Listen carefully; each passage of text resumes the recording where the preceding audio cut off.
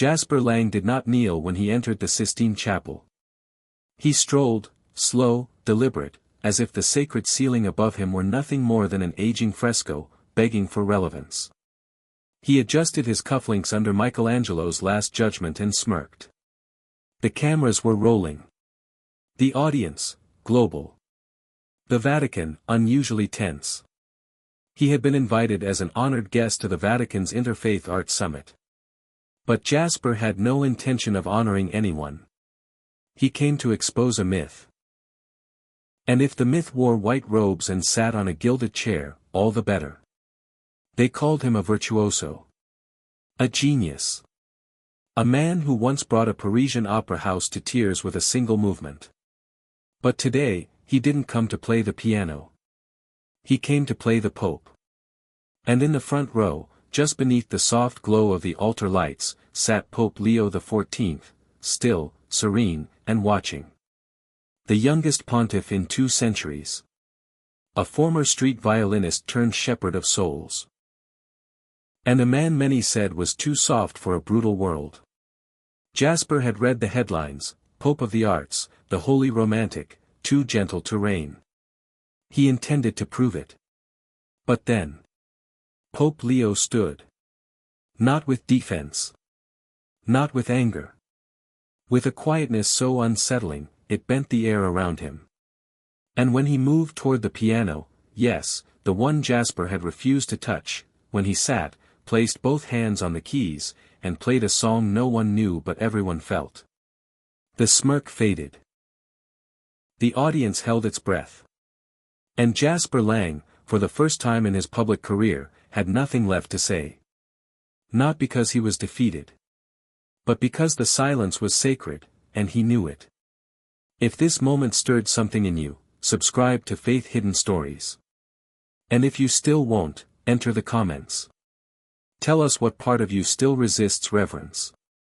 Pope Leo XIV was not born to power. He was born to silence. Raised in a coastal village where the sea prayed louder than men, he learned early that some truths were too sacred for words.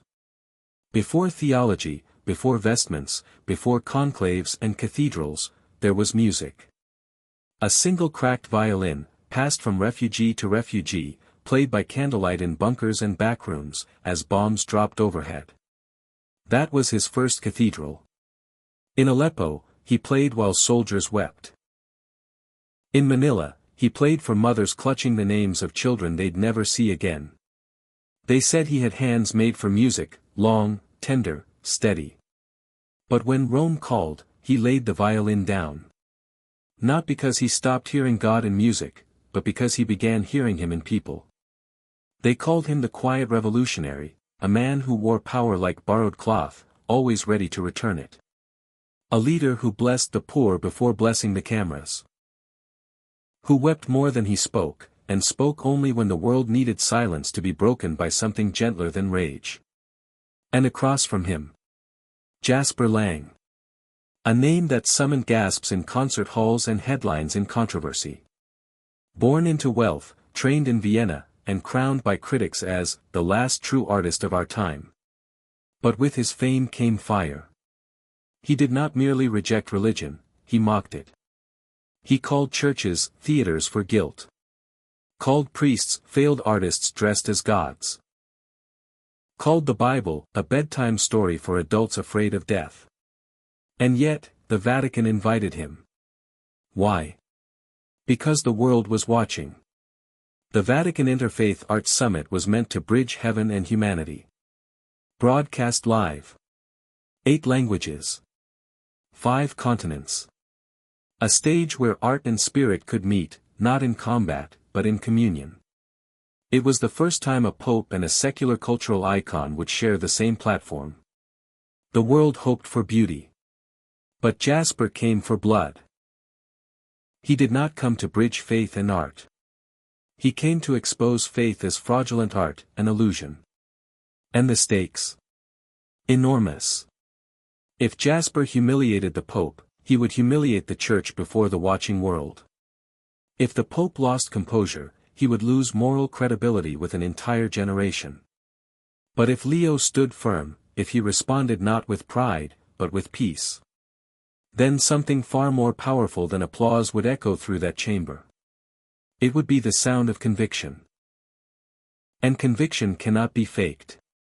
If you value stories where grace confronts pride, subscribe to Faith Hidden Stories. And if not, explain in the comments, what makes humility so uncomfortable? Tools. The air inside the Vatican auditorium was reverent, but electric. Not because of worship, but because of the tension, wrapped in politeness. Jasper Lang sat with legs crossed, dressed in sleek black, more suited to a jazz lounge than sacred ground. But even the cardinals watched him. He knew how to hold a room. He leaned forward, microphone poised, and with a smile so precise it could cut silk, he began. "Your Holiness," he said, voice smooth, eyes sharp, "I want to begin with something simple." The room stilled. "Do you believe religion kills creativity?" There were no gasps. Just an audible hush, an expectation. He had asked it softly. But he meant it as a scalpel. He continued before Leo could answer. "After all," he said, gesturing to the frescoes, "some of the greatest art in history came from rebellion. Dissonance. Questioning.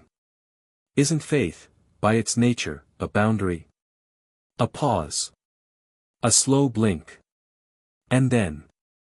Pope Leo smiled. Not as a rebuttal. Not as performance. But as if the question itself brought him peace. He leaned gently into the microphone. His voice, like low thunder wrapped in velvet. "No," he said. "Faith does not kill creativity." Then, after a pause, true creativity begins. In surrender. Jasper raised an eyebrow, bemused, but curious. Leo didn't elaborate, not yet. He let the words hang. Let them echo. Let them soften the edge of the confrontation. Jasper pressed again. "Isn't surrender a kind of defeat?" Leo tilted his head slightly, as one does when hearing a child ask about grief for the first time. "Surrender," he said softly, "isn't giving up.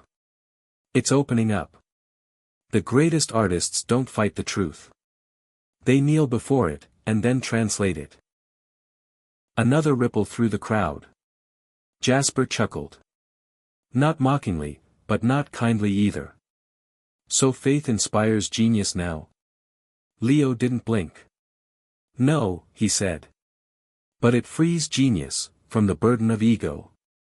The audience stirred, ministers, rabbis, imams, bishops, and secular minds alike. Some leaned forward. Others leaned back. And Jasper. He adjusted his collar. His smile didn't fade, but something in his posture shifted. Slightly. He had expected resistance. Not reflection. He had hoped for dogma. Not depth. And that was the danger. Pope Leo had not come to win. He had come to witness. And that, somehow, was harder to dismiss. If wisdom in weakness speaks louder to you than pride in strength, subscribe to Faith Hidden Stories. And if not, tell us in the comments, why does truth, when spoken gently, still feel like a threat? Jasper Lang shifted in his chair. The smile was still there, but thinner now. He leaned in again, microphone drawn close like a dagger clothed in silk. "Forgive me, Your Holiness," he began, voice smooth but weighted, "but I've always found it convenient, how religion wraps suffering in beauty." The room tensed. He had dropped the velvet. "You take grief," he continued, "and you make it poetic. You take guilt, and paint it in stained glass. But isn't that just another kind of manipulation?" He paused, scanning the crowd. "Tell people their pain is sacred," he said, "and they'll stop resisting it. Tell them their scars are holy.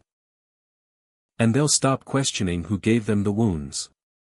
The silence was no longer sacred. It was scorched. And yet, Pope Leo did not flinch. He didn't smile. He didn't deflect. He inhaled, quietly, fully, as though retrieving a memory from the edges of the eternal. Then he spoke. Measured. Heavy. Real. I once played a lullaby, he said, for a mother who had just buried her twins beneath rubble in Aleppo. The crowd froze. Even Jasper leaned back, subtly. There was no stained glass, Leo said. No choir. No cathedral. He looked up. Just a broken piece of wood strung with bent wires, and a woman who had nothing left to sing with. The air changed. I didn't play to beautify her grief, Leo continued. I played, so her grief wouldn't have to be silent. His voice grew lower. Firmer. Some melodies don't entertain, he said. They mourn. The words hit like a funeral bell across a battlefield. Jasper opened his mouth, but nothing came. Not yet. Leo continued. In the camps, I have seen music be the final dignity of a man who had lost everything else. In hospital beds, I have seen songs hold the hands that morphine could not comfort.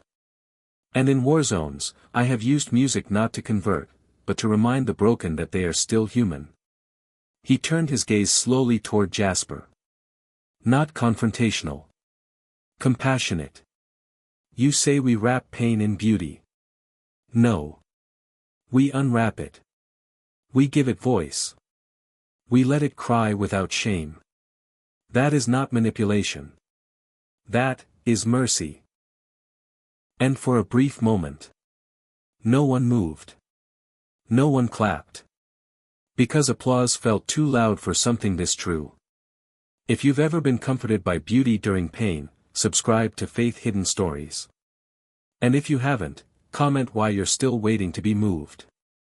Maybe it's not because the world is silent. Maybe it's because you haven't learned how to listen. The silence lingered like incense, thick, clinging, inescapable. Jasper Lang stared at Pope Leo across the narrow expanse of polished stage, his expression unreadable now. His earlier confidence had not vanished, but it had dimmed, like a spotlight struggling through fog. Then, without warning, he leaned forward again. No smile. Just steel. So prove it, he said. A murmur stirred the audience. Play something. Holy. He didn't mock this time. He challenged. It was no longer debate. It was demand. The air shifted. Not because of Jasper's voice, but because of what Pope Leo did not say in return. No reply. No defense. Only movement. The pontiff stood, slow and deliberate, like a man responding to something older than pride. He walked past the microphones. Past the cameras. Past Jasper. And toward the grand piano no one had touched since the start of the summit. He didn't ask permission. He didn't announce intent. He simply arrived. His fingers hovered above the keys. Still. Poised. There was no sheet music. No page to turn. Only memory. And grief. He closed his eyes. And played. The first note fell like ash from heaven, soft, haunting, unresolved. Then another. Then another. Not a melody, at first. Not something to hum. It was a lament. A cry without words. A funeral whispered in chords. The piece was called Pieta. He had written it years ago in a burnt-out field hospital outside Aleppo. The day he watched a boy, 8 years old, eyes wide with questions he never had time to ask, die in his arms from shrapnel to the chest. The boy's mother had not screamed. She had hummed. And from that broken hum, Pope Leo composed a prayer. Not for performance. Not for applause. But for witnessing. And now, the Vatican itself bore witness. Not a cough. Not a rustle. Even the cameras, ever hungry for spectacle, seemed to bow. Jasper Lang sat frozen.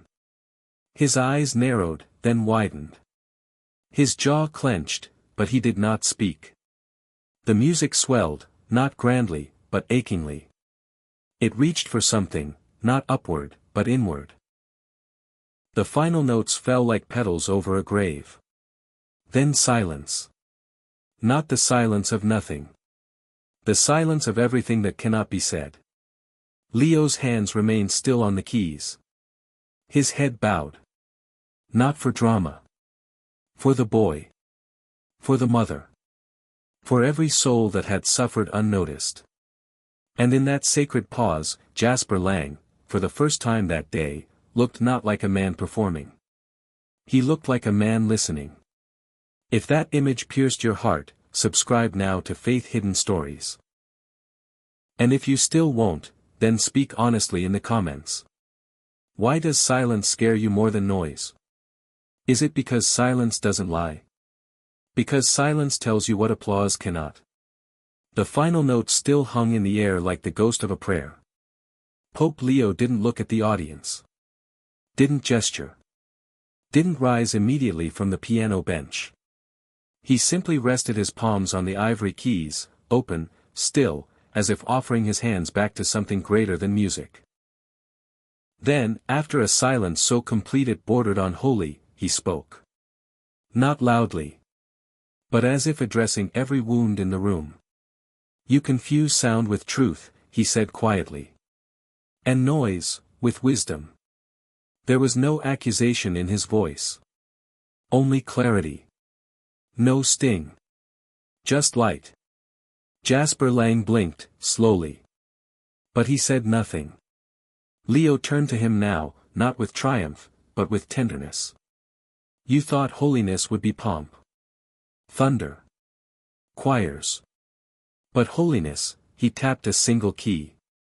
A soft, aching note. Is the sound left when everything else is stripped away? He stood now, facing Jasper fully. You didn't challenge me to perform, Leo continued. You challenged me to prove that something invisible still matters.